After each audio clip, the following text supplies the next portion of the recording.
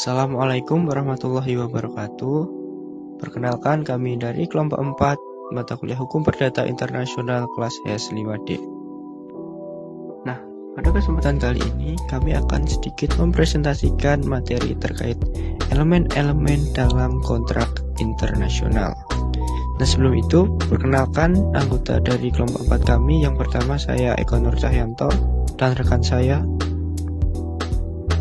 Nama saya Maulatan Muslia Sukmana dengan NIM akhir 002. Saya Mutiara Arsita Pradani dengan NIM akhir 017. Perkenalkan, nama saya Usianda Rizkila dengan NIM akhir 019. Saya Dila Ramadhani dengan NIM akhir 127. Baik, selanjutnya adalah pemaparan materi yang akan disampaikan oleh rekan saya. Baik, langsung saja ke pemaparan materi. Di sini saya akan membacakan dari materi yang akan dijelaskan dari kelompok 4. Yang pertama, ada apa saja yang dimaksud dengan hukum yang mengatur, dan yang kedua, ada apa saja syarat sah kontrak, dan yang ketiga, ada apa saja pelanggaran kontrak internasional. Baik, langsung saja ke pendahuluan materi. Kontrak internasional menjadi dasar penting dalam bisnis lintas negara yang membutuhkan kepastian hukum. 3 elemen utamanya adalah hukum yang mengatur, guna untuk menentukan sistem hukum yang berlaku. Yang kedua, yakni ada syarat sah kontrak, guna agar perjanjian memiliki kekuatan hukum.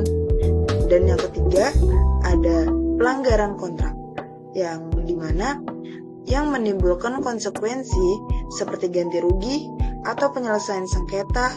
Pemahaman elemen ini memastikan kontrak tidak hanya mengikat, tetapi juga melindungi kepentingan para pihak dalam hubungan global.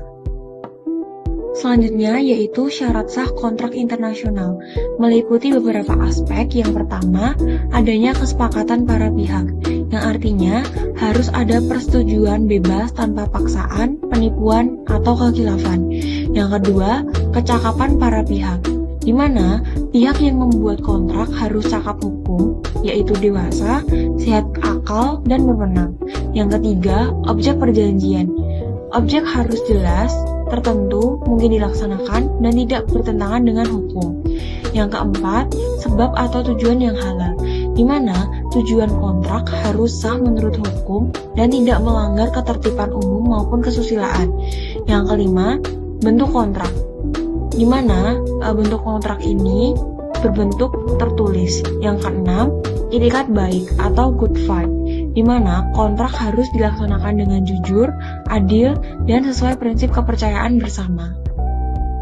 Selanjutnya ada hukum yang mengatur kontrak internasional. Yang pertama ada hukum nasional atau undang-undang. Hukum ini seperti KUH Perdata Indonesia, yaitu yang mengatur syarat sah perjanjian, uang prestasi, ganti rugi, dan lain-lainnya. Yang kedua ada hukum perdata internasional, yaitu sebuah hukum yang dipakai untuk menentukan hukum mana yang berlaku jika terjadi kontrak yang melibatkan dua unsur asing, misalnya dua pihaknya itu berbeda negara atau objeknya tersebut itu berada di lintas negara.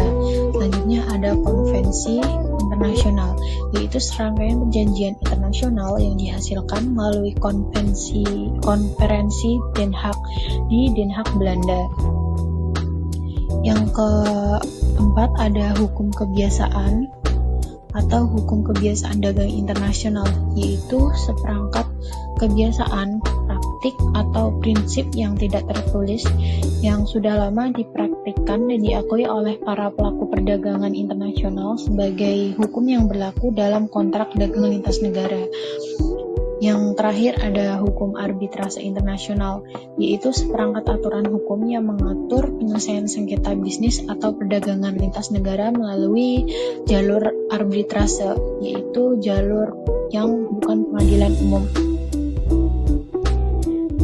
Pembahasan selanjutnya yaitu mengenai pelanggaran kontrak internasional.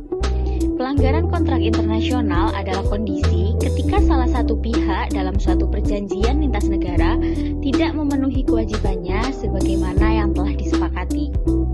Dalam konteks ini, kontrak internasional diatur bukan hanya oleh hukum nasional, tetapi tetapi juga oleh hukum internasional dan juga konvensi internasional. Adapun beberapa bentuk pelanggaran dari kontrak internasional ini, yang pertama yaitu wan prestasi. Wan prestasi ini terjadi ketika salah satu pihak tidak melaksanakan kewajibannya, misalnya tidak mengirim barang dengan tepat waktu. Ada juga pelanggaran mendasar, pelanggaran yang sangat serius hingga merugikan pihak lain secara substansial dan memungkinkan kontrak dibatalkan. Ada juga pelanggaran sebagian, di mana kewajiban dipenuhi tetapi tidak sesuai standar. Misalnya barang dikirim tapi kualitasnya tidak sesuai dengan spesifikasi. Ada pula penolakan untuk melaksanakan kontrak. Pihak menyatakan tidak akan memenuhi kewajibannya meskipun kontrak itu masih berlaku. Hal-hal tersebut bisa terjadi dikarenakan beberapa faktor atau beberapa penyebab, di antaranya yaitu adanya bencana alam, perang, atau juga pandemi, kemudian ketidakmampuan finansial dari salah satu pihak. Ada pula hambatan regulasi, misalnya ada larangan ekspor atau impor dari negara tersebut. Adanya pelanggaran kontrak internasional tersebut mengakibatkan munculnya akibat hukum, di antaranya yaitu harus membayar kompensasi ganti rugi atas kerugian yang timbul, pemutusan kontrak, ada pula pembatalan kontrak, serta pemenuhan prestasi secara paksa.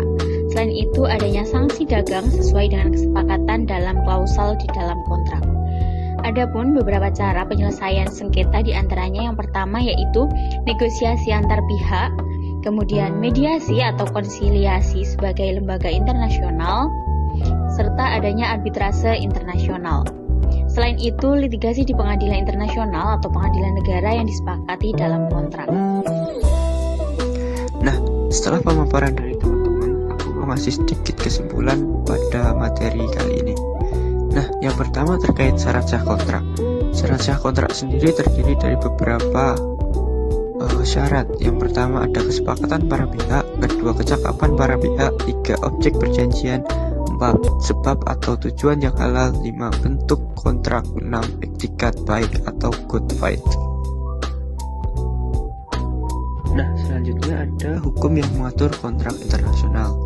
Hukum yang mengatur kontrak internasional antara lain ada hukum nasional atau undang-undang, yang kedua ada hukum perdata internasional, yang ketiga ada konvensi internasional, yang keempat ada hukum kebiasaan dagang internasional, dan yang kelima adalah hukum arbitrase internasional. Nah, yang terakhir ada bentuk pelanggaran kontrak internasional.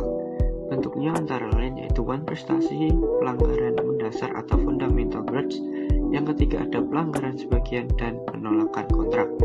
Sedangkan untuk penyelesaiannya ada negosiasi, mediasi atau konsolidasi, arbitrase internasional, dan litigasi di pengadilan sesuai kesepakatan hukum. Mungkin cukup itu yang dapat kami sampaikan. Kurang lebihnya mohon maaf. Wassalamualaikum warahmatullahi wabarakatuh.